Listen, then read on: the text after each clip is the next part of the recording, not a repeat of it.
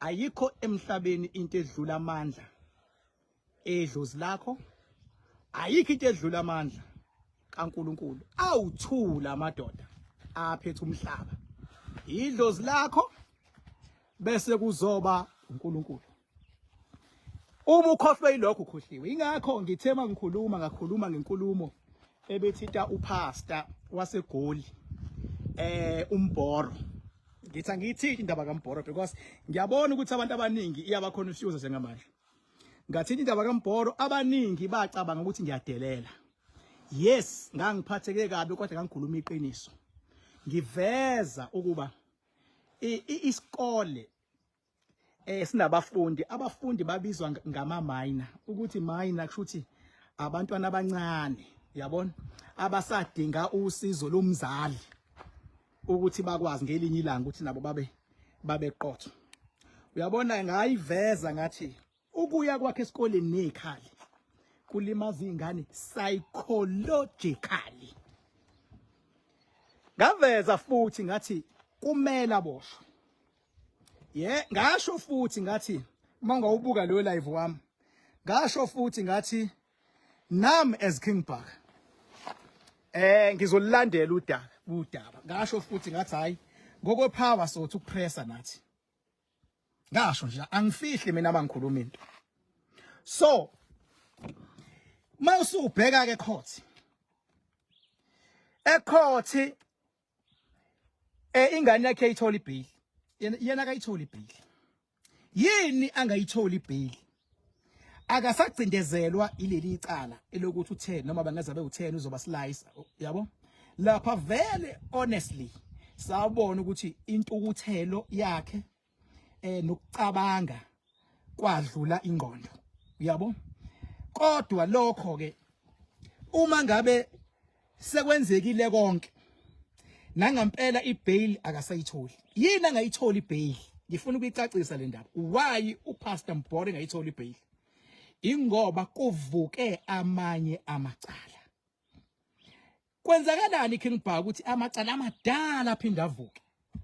Uyabona ke mfethu bengabe kukhona into oyisebenzisile empilweni noma wasebenzisa into zobumnyama noma wasebenzisa into like yobumnyama esakuthwala, like yini ukuthwala kanti King Bhaka? Ukuthwala akukho okunye okuzodlula kuzokuchaza. Ukuthwala ingesikhathi unento okwazi ukukhuluma nayo.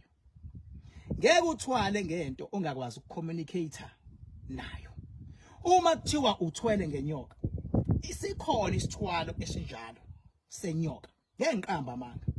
Kodwa leyo nyoka uyifica esigodlweni, ayifakwa wena. Iyazingenela leyo nyoka esigodlweni.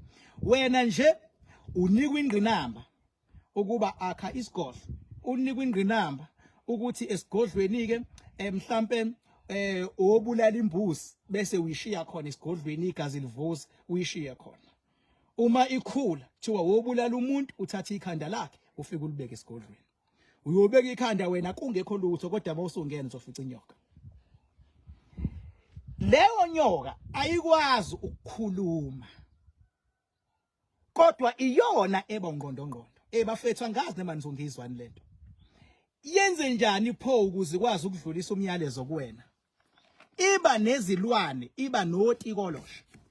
Abangaka otikoloshe? Baqala ku3. Baqala ku3.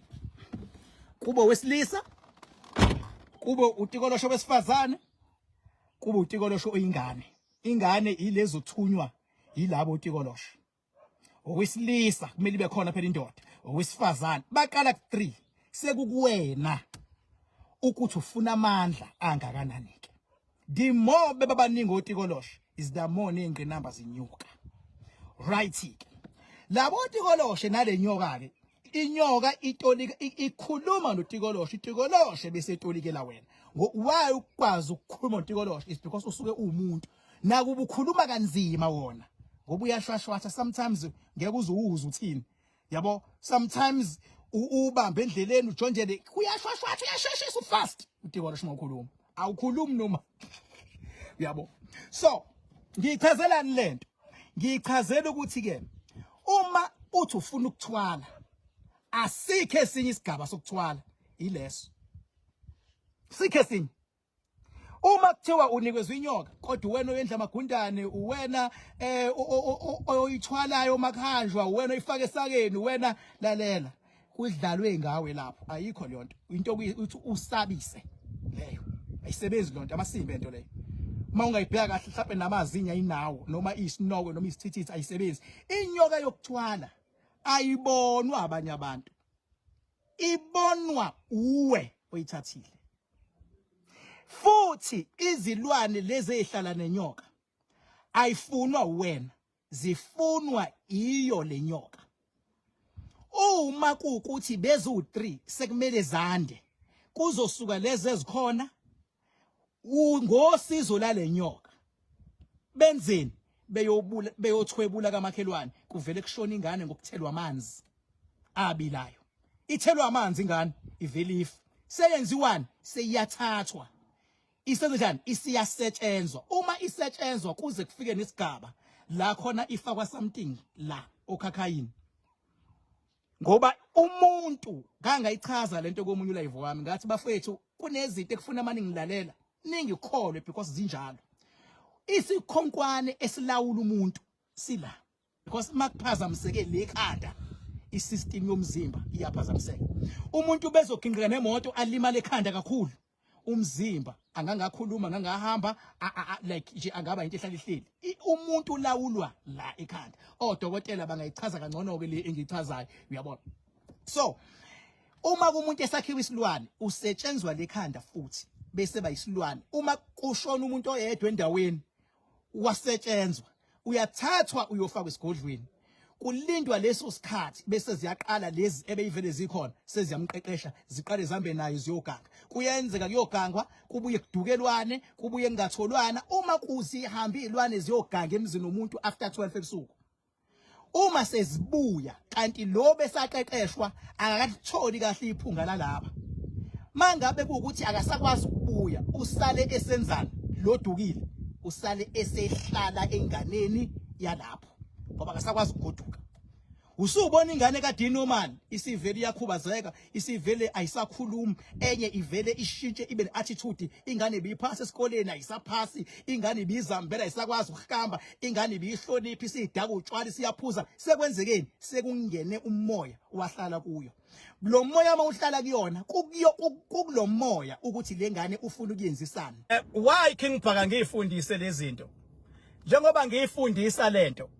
nginesizathu because kunabantu abahlushwa zilwane kunabantu abagangayo baganga egameni lezilwane kunabantu abaqola abantu babaqola egameni lezilwane uyabona ke mfowethu uma ngabe lezi ilwane lezi ezingaphakathi lesigodlweni sezimthwebulile lo muntu kwadukelwana ngoba kade sekuyogangwa sisaqeqeshwa lesi badoda yabona amakhulu lezi ilwane ke ngibabona abantu bethi bakhuluma ngento nje yokuthwana nezilwane ngithi awubheka abazilutho laba uyabona ke besezambili izilwane zaya koganga emzini womuntu normally zingena emzini womuntu after 12 ebusuku why zilinde after 12 ebusuku zinesiqiniseko ukuthi abantu balekhaya basuke sebelele ngoba zifuna ukwenzani zifuna ukuganga emakhishini